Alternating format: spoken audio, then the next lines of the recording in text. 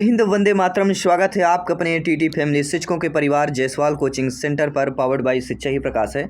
दोस्तों, हिंदी पेडागॉजी की हमारी सीरीज चल रही है, पीवाईक्यू सीरीज, टेस्ट सीरीज चल रही है।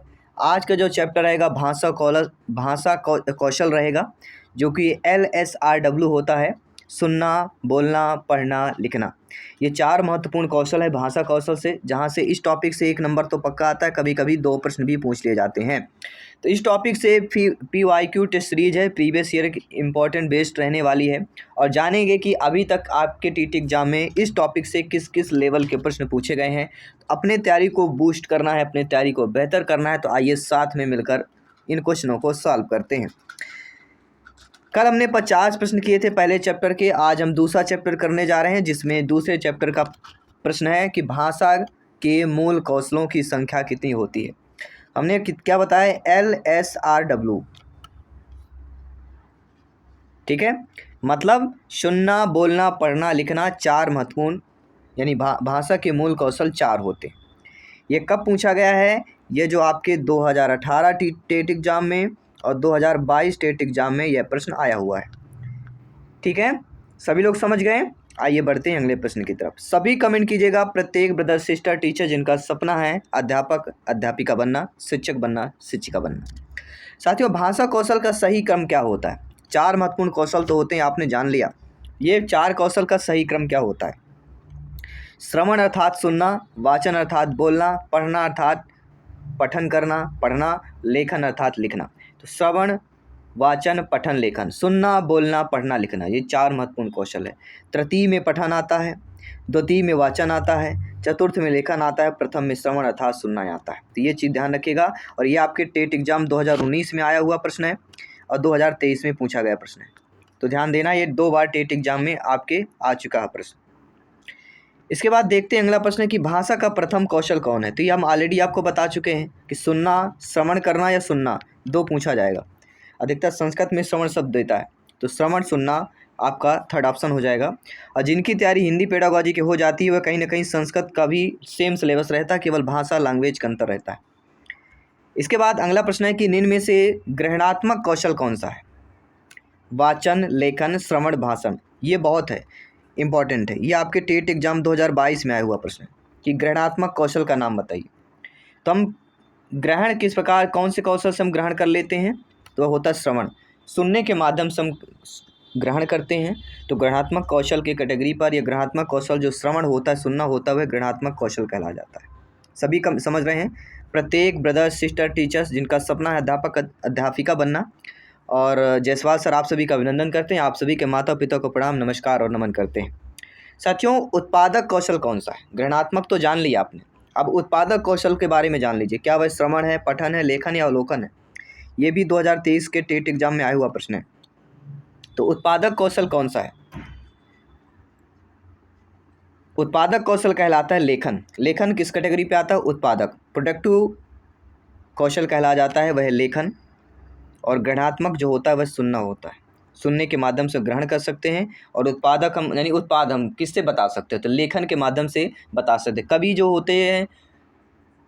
होते हैं पोएम का या कहानी कविता के माध्यम से लिखकर जो एक प्रकार का उत्पाद ही कहला गया। तो कैसे करते हैं? लिखकर उत्पाद देते हैं।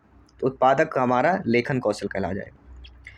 आइए देखते हैं साथियों अगला प्रश्न है कि मौन पठन का मुख्य उद्देश्य क्या होता है। अक्सर आप देखते होंगे स्कूलों में कि आप जब नियुक्त होगी आप लोग अध्यापक अध्यापिका बनेंगे, और आपने देखा होगा कहीं ना कहीं शिक्षा से जुड़े हुए हैं, कहीं ना कहीं आप पढ़ा रहे होंगे। तो मौन पठन का उद्देश्य क्या होता है? जब आप बच्चों से बोलते हो कि बिल्कुल मन के अंदर अंदर पढ़ना है, आवाज़ नहीं आनी चाहिए, ऐसा बोलते हैं ना, उसको मौन पठन कहते हैं। मौन पठन में अर्थ ग्रहण करना का मुख्य उद्देश्य होगा, उच्चारण में सुधारना, लेखन सुधारना या वाचन करना होता है। जब आप बच्चों को पढ़ाने जाएंगे तो मौन पठन का एक ही उद्देश्य होता है, वह होता है अर्थ ग्रहण करना। ये 2019-2024 के PYQ पैटर्न पर यह आया हुआ प्रश्न है।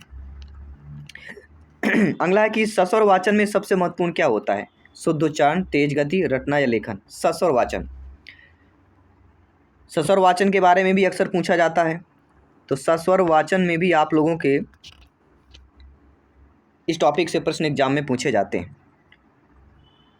तो सस्वर वाचन सबसे महत्वपूर्ण इसमें होता है आपका शुद्ध उच्चारण करना। अगर आप शुद्ध उच्चारण कर रहे हैं, लय के साथ पढ़ रहे हैं, कहाँ ऊंचा बोलना है, कभी कहाँ नीचा बोलना है, उस हम सस्वर वाचन बोलते हैं, पाठन बोलते हैं जहाँ पे शुद्ध उच्चारण की बात होती है, और ये 2022 में आया हुआ प्रश्न है, इसलिए आप सभी लोगों को ध्यानपूर्वक देखना है, समझना और सुनना है। आइए जानते हैं अगला प्रश्न। हमारी टॉपर नोट्स भी संस्था की आ चुकी। टॉपर नोट्स प्राप्त करने के लिए आज ही व्हाट्सएप मैसेज करिए 9630689598। यहाँ पे आपको व्हाट्सएप मैसेज करना है 9630689598 पर।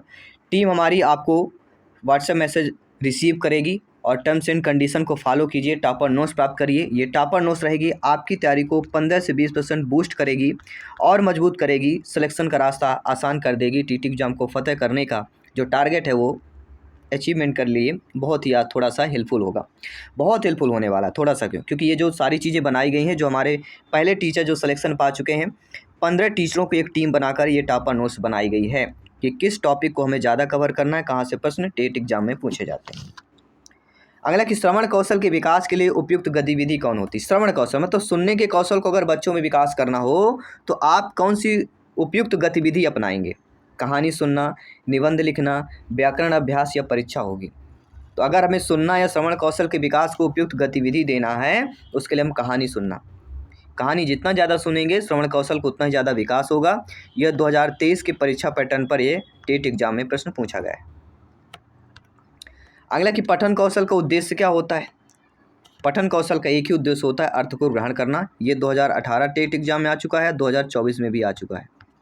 तो सारे हम PYQ क्वेश्चन की सीरीज कर रहे हैं ताकि आपकी तैयारी बेहतर हो सके, आप अपने सपने को साकार कर पाएँ। साथियों, लेखन कौशल विकसित करने का सर्वोत्तम साधन क्या होता है। नियमित अभ्यास, दंड, परीक्षा या व्याख्यान। तो लेखन कौशल अगर विकसित करना है उसके लिए जो सर्वोत्तम साधन माना जाता है, कहीं ना कहीं वो नियमित अभ्यास मानी जाती है। 2022 में यह PYQ टेस्ट सीरीज में परीक्षा पैटर्न पर यह पेपर पूछा गया प्रश्न। श्रवण और पठन क्या कहलाते हैं। श्रवण मतलब होता है सुनना, ठीक है, और पठन मतलब होता है पढ़ना। तो सुनना पढ़ना क्या कहलाएंगे। तो सुनना पढ़ना हमारे ग्रहणात्मक कौशल होते हैं। ग्रहणात्मक कौशल दो होते, एक सुनना होता है, एक पढ़ना होता है। और उत्पाद कौशल भी दो होते हैं, आपको कमेंट करके बताना है कौन सा होगा। तो श्रवण और पठन कहलाते हैं। 2024 के परीक्षा पैटर्न पर आए हुए प्रश्न है। इसके बाद देखते हैं अगला प्रश्न, बहुत अच्छा ये भी प्रश्न है कि वाचन और लेखन क्या कहलाते हैं। तो वाचन और लेखन जो है आपके उत्पादक कौशल कहलाते हैं। सुनना और पढ़ना हमारे ग्रहणात्मक कहलाते हैं और वाचन लेखन उत्पादक। तो दोनों चीज़ें आपने समझ लिया। आइए देखते हैं अगला प्रश्न। अगला प्रश्न बहुत ही अच्छा प्रश्न है, संभावित प्रश्न रिपीट हो सकता है आपके एग्जाम की दृष्टि से कि बच्चों में बोलने का कौशल विकसित करने हेतु सर्वश्रेष्ठ जो गतिविधि होती है वह कौन सी होती। समूह चर्चा हो सकती है, परीक्षा हो सकती है, गृहकार हो सकता है, नकल तो हो नहीं सकता है। गृहकार में तो लिखा जाता है तो बोलने कोई तात्पर्य नहीं, तो कहीं ना कहीं समूह चर्चा करेंगे, बोलकर चर्चा की जाएगी तो समूह चर्चा इधर बेस्ट हो जाएगा। और क्योंकि ये आपके PYQ 2024 के एग्ज़ाम में यह प्रश्न शामिल था, जिसको देखना है, समझना है। पठन की प्रक्रिया सबसे महत्वपूर्ण होती है, किस में होती है। आप खुद सोचिए, पढ़ने की प्रक्रिया सबसे महत्वपूर्ण किस में हो सकती है। तो अर्थ निर्माण करने की हो सकती है। ये 2022 टेट एग्जाम में आया हुआ प्रश्न है। हर प्रश्न अपने आप में अव्वल है, हर प्रश्न अपने आप में सिलेक्शन देने वाला प्रश्न है, क्योंकि हम नहीं जानते कौन सा प्रश्न आ जाए, किससे संबंधित प्रश्न पूछ लिया जाए। इसलिए हर वो क्वेश्चन को हमें प्रिपेयर रहना, तैयार रहना है जो एग्जाम में आपके प्रश्न पूछे जाते हैं या संभावित प्रश्न हो सकते हैं। अगला प्रश्न है कि श्रुत लेख मुख्यतः किस कौशल से संबंधित होता है। श्रुत लेख मतलब एक अच्छा शब्द है, ध्यान रखिएगा। श्रुत लेख मतलब जैसे इमला बोलते हैं ना, इमला जो लिखवाते हैं वह श्रुत लेख कहलाता है। यानी शिक्षक बोलें और बच्चे उसको लिखें, वह श्रुत लेख कहला जाता है। तो श्रुत लेख जो कौशल है, श्रवण लेखन दोनों कौशल से संबंधित हो जाता है, क्योंकि सुनने का भी विकास होता है और लिखने का भी विकास होता है। भाषा कौशलों का विकास कैसा होना चाहिए। तो सभी लोग कमेंट करके बताइए कि भाषा कौशल का जो विकास है वह पृथक पृथक समेकित रूप में होना चाहिए, केवल लेखन पर केवल पठन। तो केवल तो निगेटिव हो जाएगा, कई बार बता चुके हैं, ऐसे शब्द जहाँ भी देखें निगेटिव में मत लगाइए।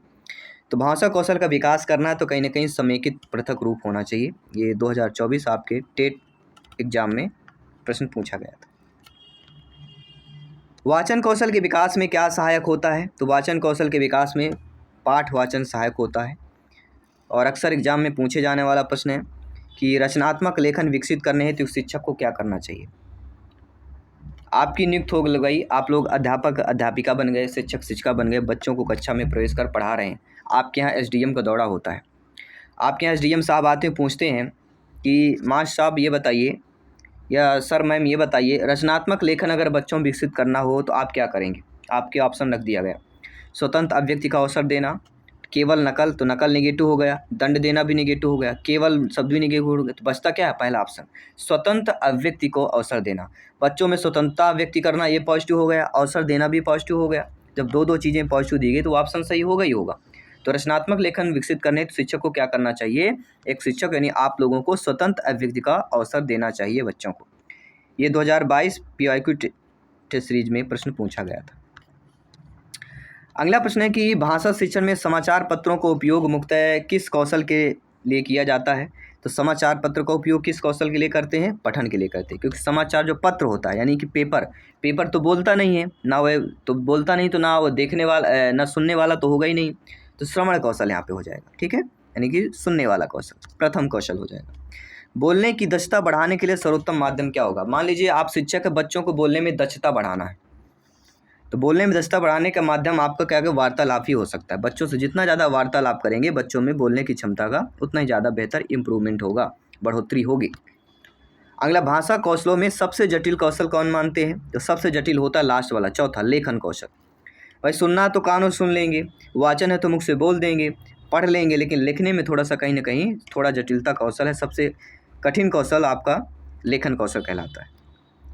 पढ़ते समय अर्थ ग्रहण करने की क्षमता क्या कहलाती है? अगर पढ़ते समय ही आप उस शब्दों को, उन चीज़ों को अर्थ ग्रहण कर लें कहानी कविता के माध्यम से, तो उसको हम पठन बोध कहते हैं। तो पठन बोध क्या होता है? पढ़ते समय ही जिस अर्थ को ग्रहण कर लिया जाए वह पढ़ाई पठन बोध कहला जाती है।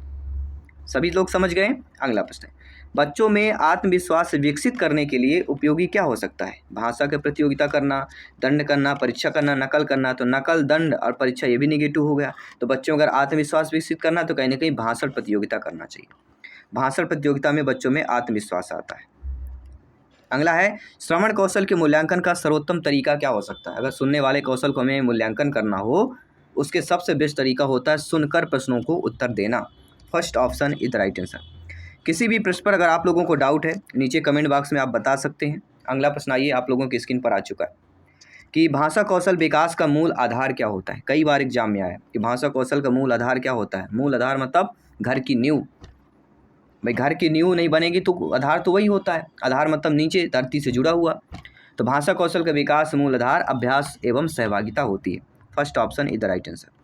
और इस टॉपिक से इंपॉर्टेंट फैक्ट्स PYQ में जानिए कि अभी तक जो एग्जाम में पूछे गए प्रश्न, किन टॉपिकों को लेकर प्रश्न पूछा गया है, जो आपको अवेयरनेस कर रहे हैं, जानकारी दे रहे हैं, जागरूक कर रहे हैं कि इन टॉपिक्स को हमें कवर करना, यहीं से एग्जाम में प्रश्न पूछे गए।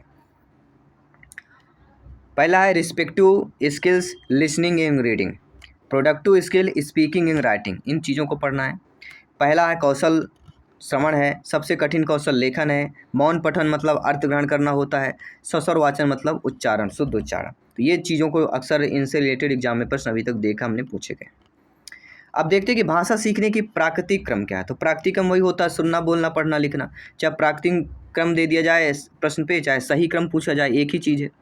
श्रवण कौशल के विकास है तो सबसे उपयुक्त गतिविधि कौन सी होती है? अगर हमें श्रवण कौशल का विकास करना हो, सुनने के कौशल का विकास करना हो, सबसे उपयुक्त वह कहानी श्रवण होता है। कहानी को सुनना सबसे बेस्ट माना गया है श्रवण कौशल को विकसित करने के लिए।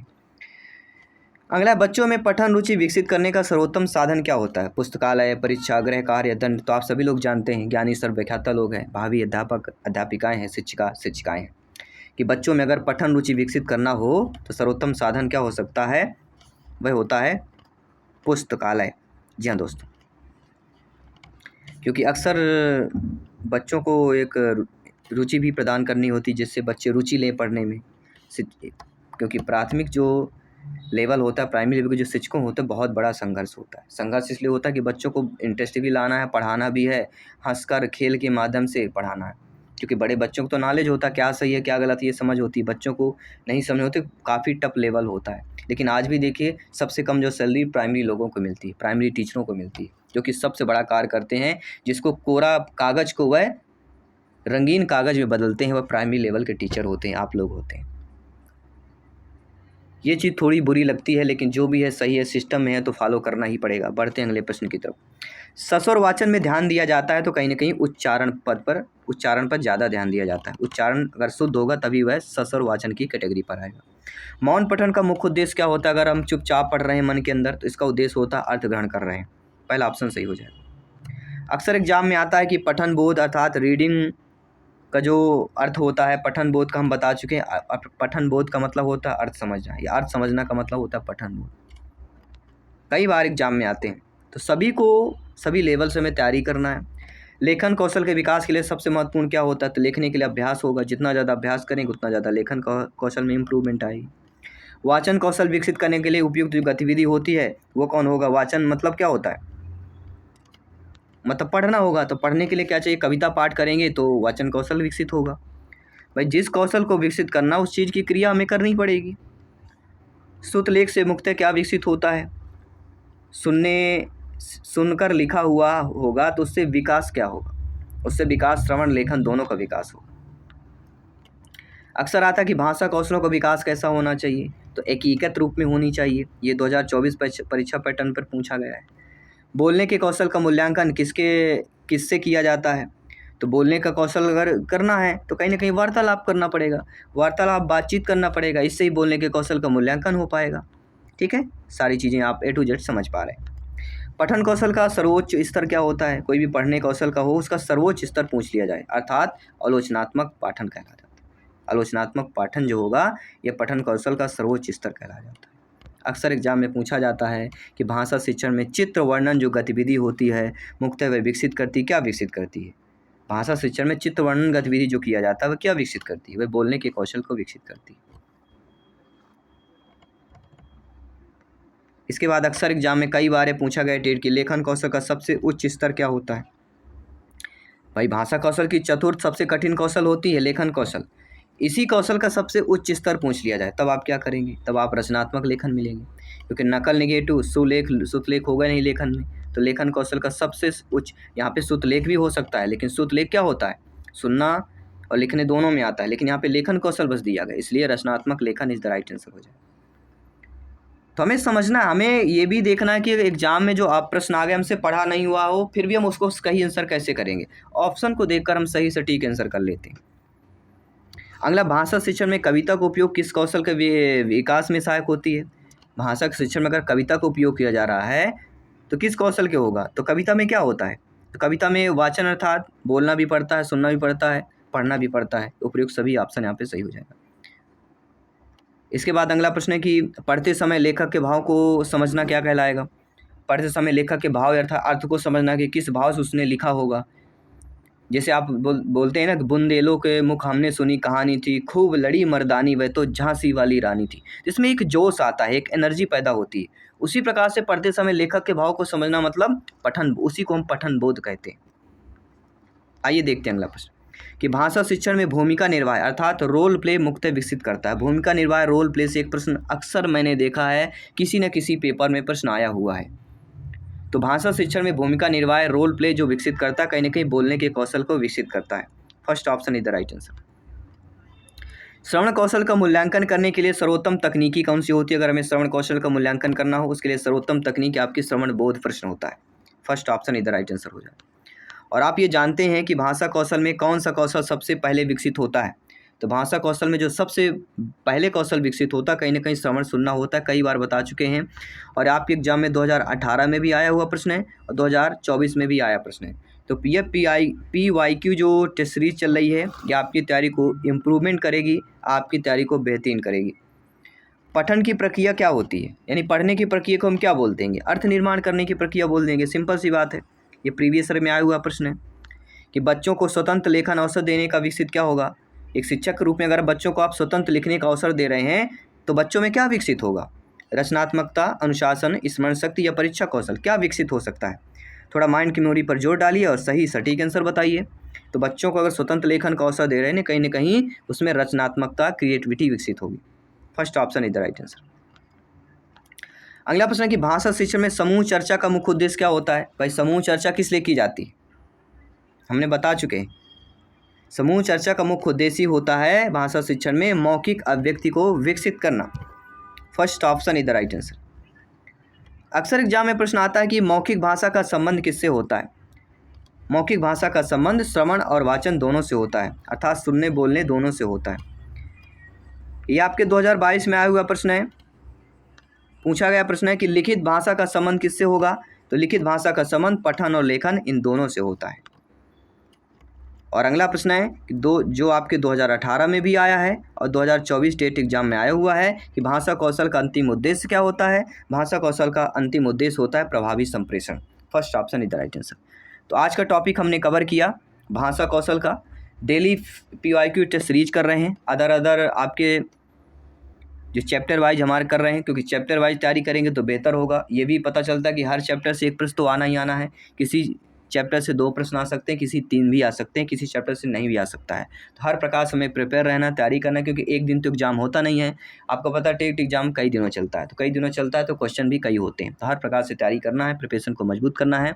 आज चलिए मिलते हैं जल्दी आपके नेक्स्ट सेशन, अगले क्लास पे, अगले टेस्ट सीरीज पे। तब तक के लिए सभी मित्रों को जय हिंद, वंदे मातरम, धन्यवाद सभी।